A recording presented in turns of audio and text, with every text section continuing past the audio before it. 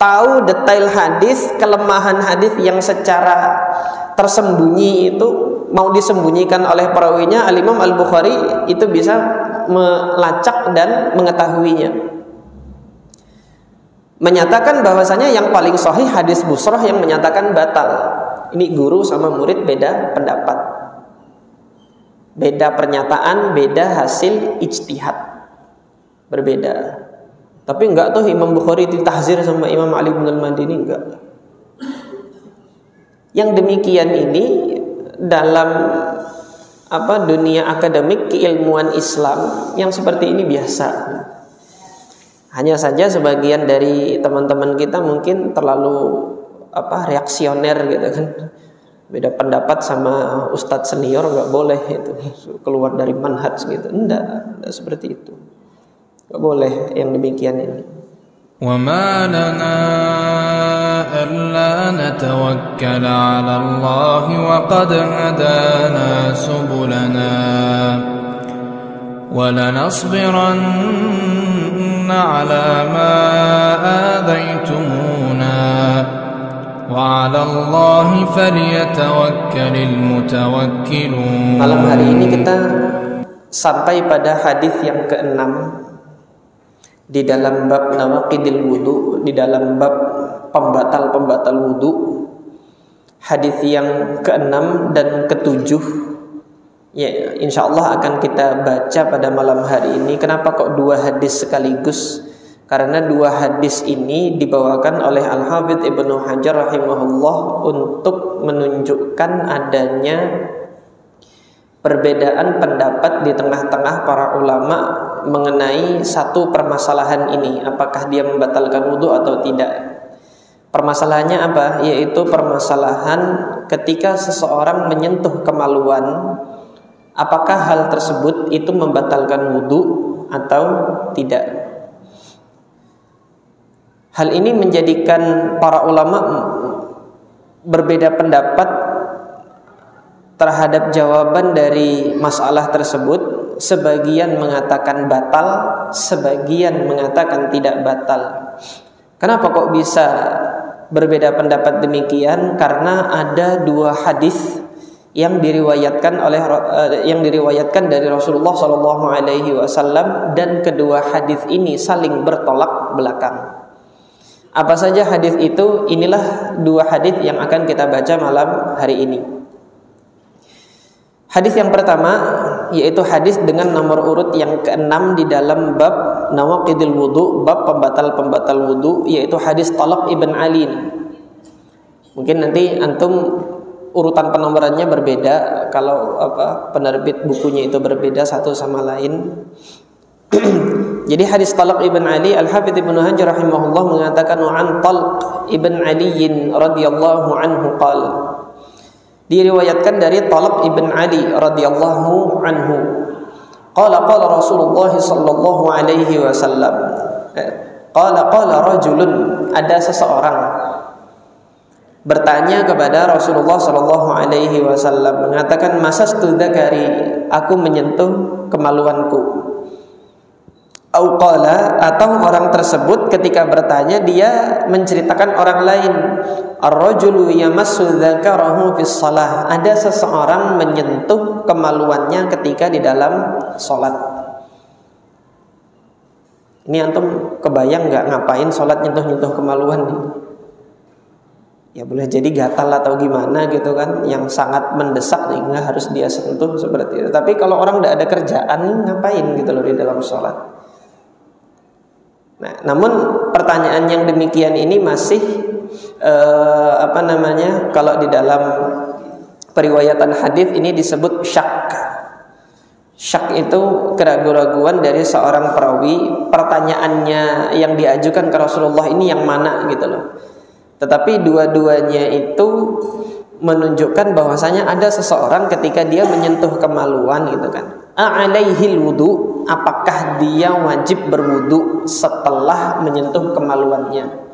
Ketika wajib wudu setelah menyentuh kemaluan, artinya aktivitas menyentuh kemaluan itu membatalkan wudu, gitu loh. Maka apa jawab Nabi SAW?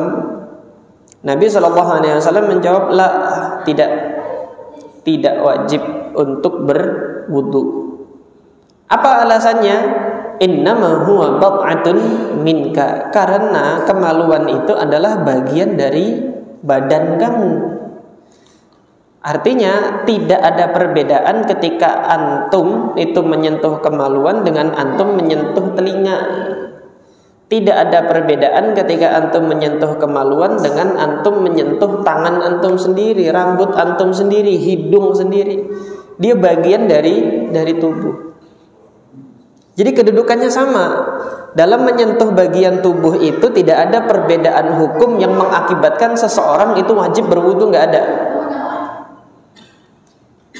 Ini jawabannya Rasulullah SAW dalam hadis ini menunjukkan bahwasanya menyentuh kemaluan tidak membatalkan wudu. Akhrajahul khamsah. Hadis ini diriwayatkan oleh imam yang 5. Imam yang 5 itu siapa? Nah, kita kembali lagi kepada penjelasannya Al-Hafidz Ibnu Hajar di dalam Muqaddimah Bulughul Maram. Imam yang 5 itu adalah Imam Ahmad ibn Hanbal, kemudian ditambah dengan 4 imam sunan. Imam Ahmad ibn Hanbal meriwayatkan hadis ini di dalam musnadnya. Kemudian Al-Imam Abu Dawud meriwayatkan di dalam sunannya. Al-Imam At-Tirmidzi juga di dalam sunannya. Kemudian Al-Imam An-Nasa'i di dalam sunannya, serta Al-Imam Ibnu Majah di dalam sunannya. Kemudian hadis ini sahih atau tidak? Iya, hadis ini sahih.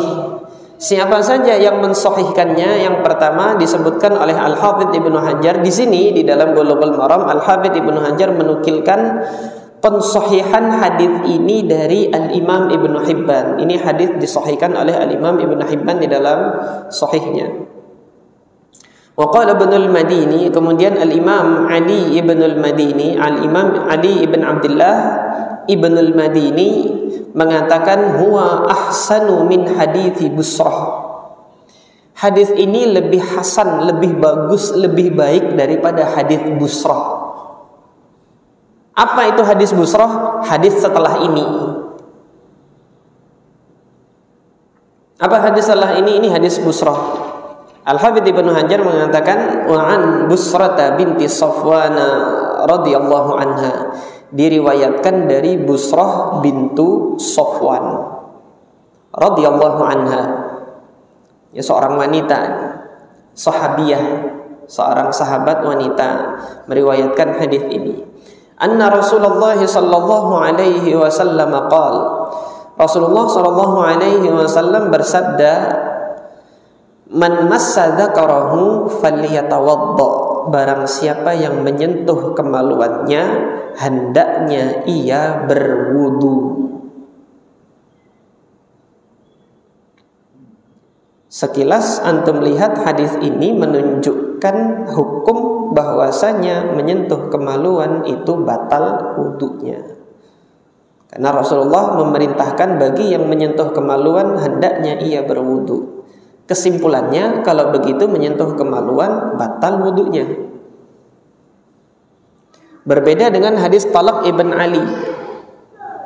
Hadis Talaq ibn Ali ketika ditanya dia wajib wudu enggak? Enggak, dia bagian dari tubuh kamu menyentuhnya enggak apa-apa gitu. Ini yang menjadikan permasalahan ini pelik. Ada 2 khabar, 2 hadis diriwayatkan dari Rasulullah Shallallahu Alaihi Wasallam tentang satu permasalahan yang sama, tetapi ada 2 jawaban yang berbeda dan bertolak belakang. Hadis Talaq ibn Ali sahih, disahihkan oleh para a'immatul hadis. Adapun hadis Busrah gimana? Sama, sahih. Kata Al-Hafidz Ibnu Hajar melanjutkan di sini apa? Wa sahhahahu At-Tirmidzi, disahihkan oleh Al-Imam At-Tirmidzi. Kemudian siapa lagi? Wa Ibnu Hibban, dan Imam Ibnu Hibban juga mensahihkan. Tadi untuk hadis Talaq Imam Ibnu Hibban mensahihkan. Di sini untuk hadis Busrah juga Imam Ibnu Hibban mensahihkan. Bagaimana ada seorang ulama mensahihkan 2 hadis yang saling bertolak belakang? Tapi bagaimana jalurnya sampai kepada kita sahih kok gitu? Kemudian untuk hadis busrah, Al-Hafidz Ibnu Hajar menukilkan ucapannya Al-Imam Al-Bukhari. Wa qala Al-Bukhari, Al-Imam Al-Bukhari mengatakan huwa ashahhu syai'in fi hadzal bab. Yang paling sahih di dalam menjelaskan permasalahan batal tidaknya menyentuh kemaluan itu, batal tidaknya wudu ketika menyentuh kemaluan, yang paling sahih hadisnya adalah hadis ini. Itu kata siapa? Kata Imam Al-Bukhari. Antum perhatikan di sini, di kitab tersebut di Bulughul Maram. Untuk hadis Talaq ibn Ali yang menyatakan tidak batal, itu yang mensahihkan tadi Al-Imam Ali ibn al-Madini. Ada yang kenal beliau?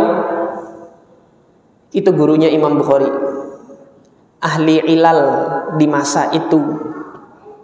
Ahli ilal itu apa? Ahli dalam melihat kelemahan hadis yang tersembunyi, yang mana para ahli hadis rata-rata secara umum tidak bisa melihat kelemahan hadis. Imam Ali ibn al-Madini bisa melihatnya itu, karena beliau jeli di dalam periwayatan. Imam Ali ibn al-Madini tidak melihat adanya cacat di dalam hadis Talaq ibn Ali, sehingga beliau mengatakan ini hadis lebih hasan, lebih bagus daripada hadis busrah.